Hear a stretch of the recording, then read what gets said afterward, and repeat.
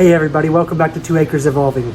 Today I'm going to be working on a project right outside my garage door. But let me go ahead and flip the camera around and show you what area I'm going to be working in. Alright, so right now I don't really have anything out in front of my garage. This area over here is going to be changing quite a bit. I have a crepe myrtle tree that looks really good in full bloom right now. And that's obviously staying in there. But this area over here on the side of my driveway, nothing's really been done over here. I've got a lot of weeding to do, and I'm going to be putting a retaining wall from the edge of the driveway right here, and it's going to swoop around and then go back to the fence back there, and then all this area over here is going to be a flower bed. Now this, I'm not 100% sure what it is. It was here when I moved here, and I'm debating on whether I want to keep that or not. But this area is definitely going to look different in the future. But today, I'm going to be working on the sides of the garage door. Right now, there's nothing there and nothing on the other side as well. So what I'm going to do is I'm going to go in and build some planters to go on this side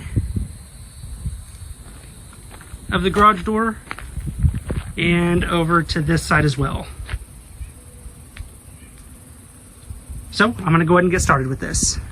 All right, so the first thing that I have to do is I have to build the frame for the planter boxes. Basically, the frame is going to have a box at the bottom, a box at the top. Now, the bottom box will have 2 pieces that are 2 feet long, and then 2 pieces that are 21 inches long. And that'll be the same for the top.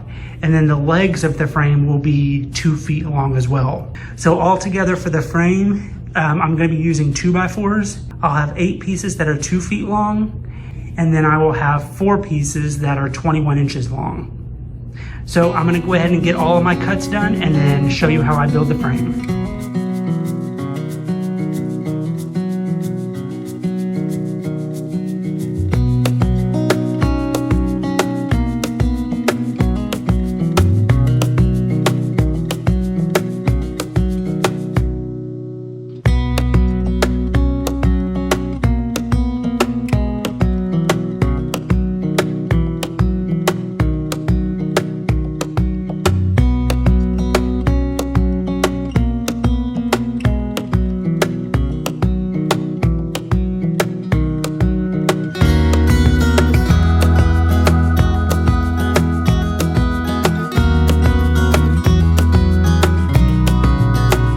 So the first thing that I'm going to do is I'm going to drill a couple of holes before I screw these boards together.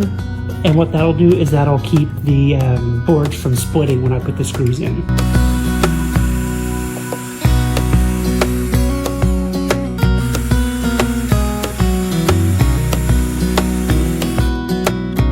Well, make sure you have your drill tightened before you do this.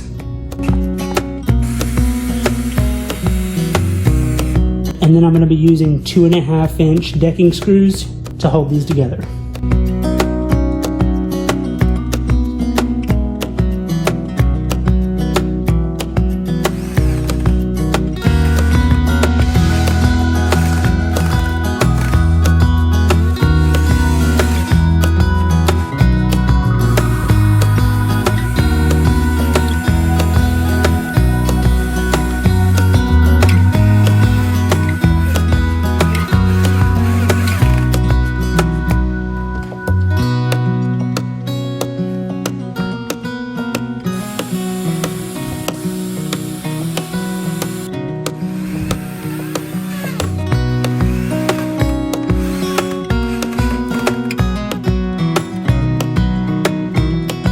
Alright, so now I need to put the sides of the frame on. And what I'm going to be doing is I'm just going to screw them into the inside of each corner.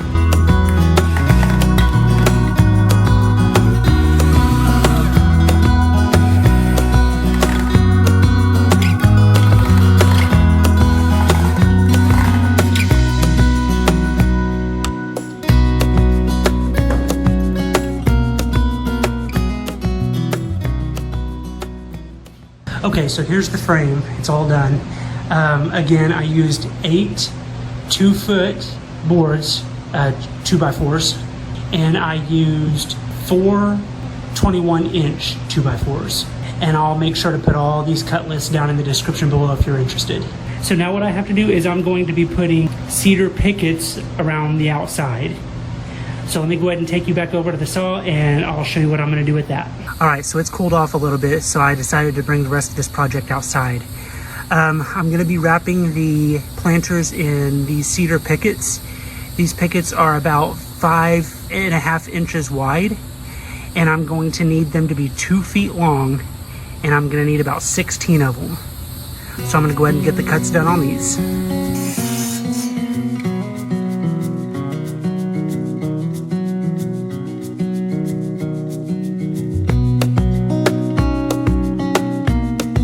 Okay, so I have the frame flipped over on its side, so the side facing up is the front of the planter box. So now what I'm going to do is place the pickets on the front.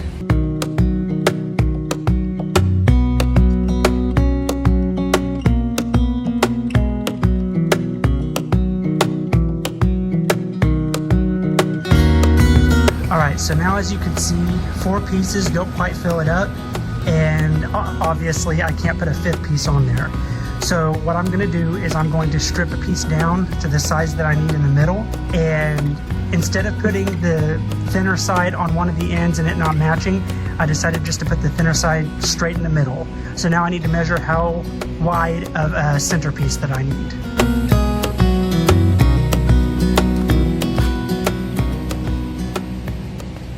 Okay, so I'm going to need 1.25 inches. So now I'm going to show you how I do that part. Alright, so this next part would be a whole lot easier if I had a table saw, but unfortunately I don't have access to one right now. So what I'm doing is I'm just clamping the board down to a table, and then I marked my line 1.5 inches in, and then I'm just going to use a jigsaw and cut down that line. And I'll be doing this for all 4 sides.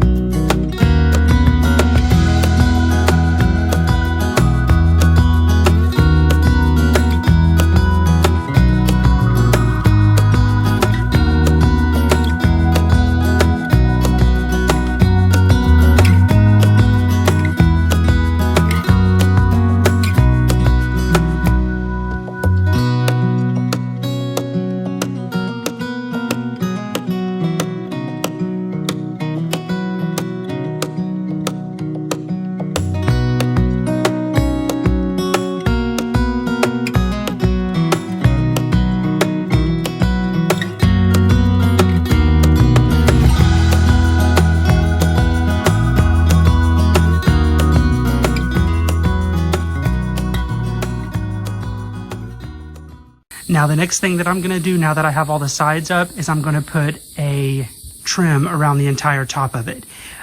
So I have the trim going out about 1.5 inches off the edge on each side. So this long piece and the piece that's going to be back here on the back is going to be 28.25 inches. And then once I get those 2 on, I'll be able to measure the 2 smaller boards that will go on either side. Now that I have the front and the back piece on, I measured, and the 2 smaller pieces are going to be 17.25 inches. Alright, so it got dark outside, so I had to bring it into the garage so I could get better light. But there it is with the top done. And there's the second one. And on the inside, the bottom, I didn't do anything fancy at all. I just took some scrap pieces and set them down in there and nailed them down. So it'll hold in the dirt, but there'll be plenty of drainage.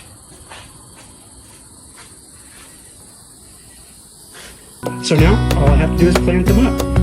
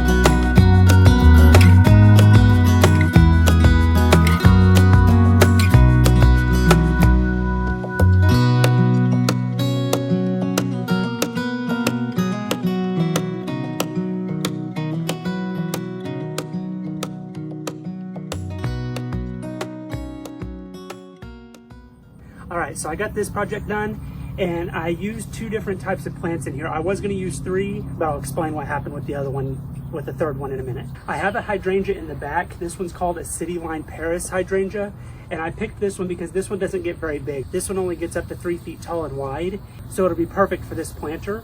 And it'll also have red blooms on it. And if I can find a picture of it, I'll pop a picture up on the screen so you all see what it looks like with its blooms. And then in the front, I have a Supertunia Vista Silverberry. This one will get up to 12 to 24 inches wide, so it'll definitely mound up and fill this area in nicely. I was going to put some Creeping Jenny coming out the front, but whenever I went to go get the plants out of the container, they were all together. They had all rooted together, and it was just a disaster. So I decided to leave those out. And honestly, I don't think it would be necessary to put those in here because these Supertunias are going to grow in and they would probably cover them anyway. So I'm not really worried about not using them. Now, with plants that you're putting in a container, the Supertunias are annual, so I don't have to worry about those. I'll be pulling those out at the end of the season. But the hydrangeas are not. They will come back each year. When you're putting perennials in containers or planters like this, you want to make sure that they are at least 2 zones below your zone. So I'm in a zone 7, so I would need to plant something that is hardy down to a zone 5. And these hydrangeas are down to a zone 5, so they're good. I don't think I'm going to leave them in this planter though. I think at the end of the season in the fall, I'm going to plant them out in my landscape somewhere just so I can change up the look of these planters each year. But anyway, thank you all so much for watching this video. Don't forget to like, comment, share, and subscribe to my channel, and we'll see you in the next one.